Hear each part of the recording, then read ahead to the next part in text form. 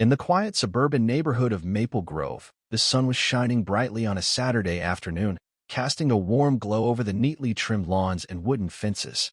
The air was filled with the scent of blooming flowers and the distant hum of lawnmowers. It was the kind of day that begged for a backyard gathering, and the residents of 42 Oak Street were more than happy to oblige.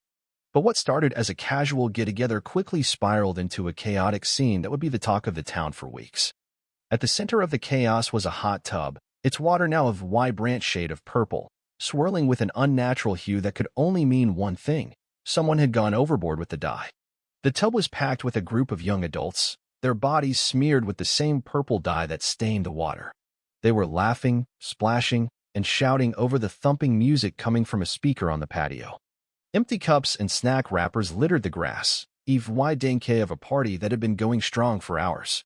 Standing just outside the hot tub was a woman named Linda Harper, her blonde hair slightly disheveled and her face contorted in a mix of frustration and disbelief. Her beige outfit was splattered with purple dye, and her arms were crossed tightly over her chest. She looked like she was on the verge of losing it, her eyes darting between the group in the hot tub and the sign she had hastily hung on the edge of the tub.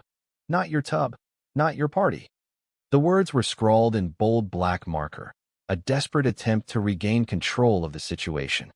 Inside the hot tub, a guy named Ethan Carter was the unofficial ringleader of the group. With a mischievous grin on his face, he raised a plastic cup filled with a questionable purple concoction and shouted, "To epic parties and epic fights." The others cheered, raising their own cups in a toast, completely ignoring Linda's protests. Ethan's best friend, Jake Monroe, was sitting next to him, his chest covered in purple streaks as he laughed at something one of the girls had said.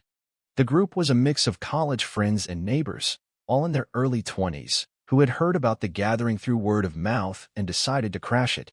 The trouble had started earlier that morning when Linda's son, Ryan Harper, had invited a few friends over to hang out in the backyard. Ryan, a laid-back 22-year-old, had assured his mom that it would be a small gathering, just a few buddies to enjoy the hot tub and some music. Linda, who had always been a bit of a control freak, reluctantly agreed, but made it clear that she didn't want things to get out of hand. She had plans to spend the day gardening and relaxing, not playing host to a full-blown party. But word spread quickly, as it often does in a tight-knit neighborhood like Maple Grove. By noon, Ryan's small gathering had ballooned into a crowd of nearly 20 people, most of whom Linda had never seen before. The hot tub, which was meant for a maximum of 6 people, was now overflowing with bodies, and someone, Ethan, most likely had the brilliant idea to dump a bottle of purple food coloring into the water as a fun experiment. The dye had quickly spread, staining not only the water but also everyone in it, as well as the surrounding patio and grass. Linda had been in the kitchen, sipping her coffee and scrolling through her phone, when she first heard the commotion. At first, she thought it was just the usual noise of young people having fun. But then she heard a loud splash followed by a chorus of laughter that sounded far too big for the few friends Ryan had promised. She stepped outside, and her jaw dropped at the sight before her. The hot tub looked like a giant vat of grape soda, and the group inside was acting like they owned the place. Towels, cups, and even a pair of flip-flops were scattered across the lawn, and the music was so loud that Linda was sure the neighbors could hear it from down the street. "Ryan!" Linda had shouted, storming over to the hot tub. "What is going on here? I told you to keep it small." Ryan, who was sitting on the edge of the tub with a sheepish look on his face, tried to explain.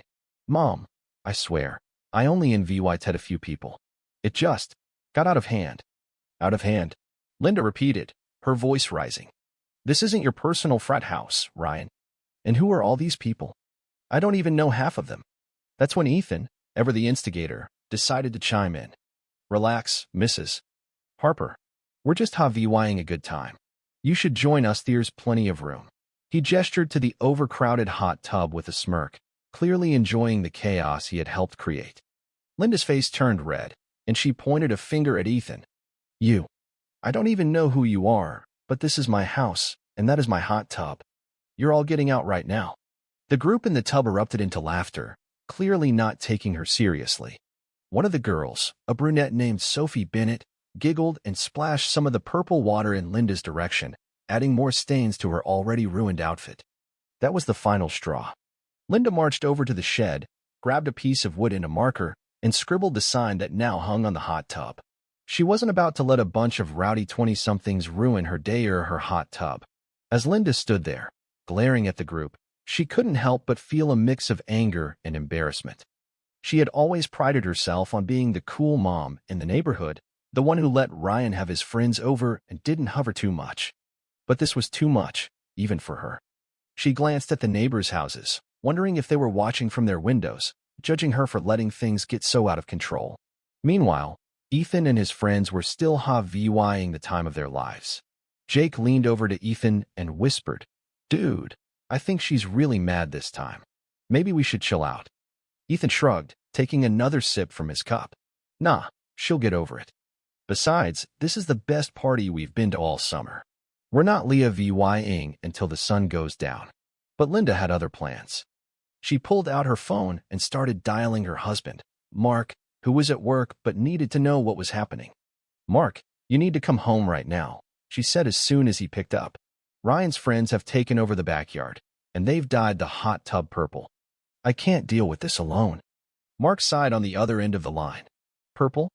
How did that even happen?" "All right, I'll be there in 20 minutes. Try to keep things under control until then." As Linda hung up, she turned back to the group, her resolve hardening. She wasn't going to let them win.